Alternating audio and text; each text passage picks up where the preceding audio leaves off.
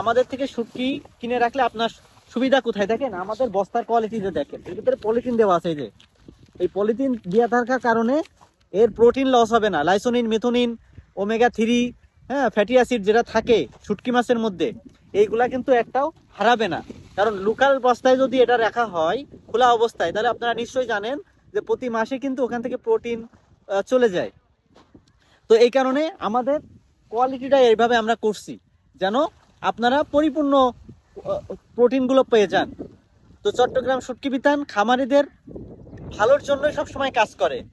তো এখন যেহেতু শুটকির মৌসুম, আপনাদের কাছে যদি ক্যাশ টাকা থাকে তাহলে এখন শুটকি কিনে রাখেন, এটা আপনাদের জন্য ভালো হবে।